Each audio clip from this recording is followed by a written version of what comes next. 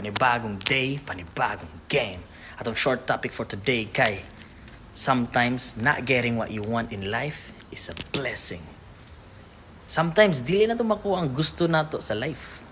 And mamen, dili na siya rejection. Tawag na to anak kay protection. Dagan kay ta og hilakan sa una, katong trabaho, katong babae, katong opportunity nga wala na to nakuha. Abi na to mao na tong makapakomplete sa atong life. Pero kung tanaw nimo balik karon makasulti gyud ka nga mayo gani wala to nahitabo. Because what you want is not always what you need, my man. Usahay kung nakuha nimo tanan dayon, mahimo kang weak. Wala kay growth, wala kay discipline. High value men are built through delay, through pressure, through struggle. Katong nga rejection, gitrain ka unsa ang pagtindog sa imong sarili. Katong failure, katong bagsak nimo sa high school, senior high, or college, napugos ka para mo level up.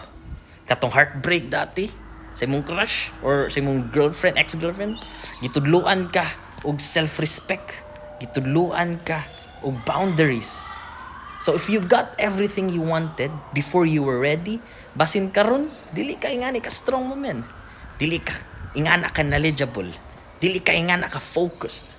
So kung dili papara nimo sa karon, ayaw kayo ka stress. Focus sa pag-build sa imong self kay moabot ang adlaw nga ma-realize nimo nganong wala nimo to nakuha. Kay tungod G was protecting you. Stay disciplined, stay grateful, continue building your value. Game.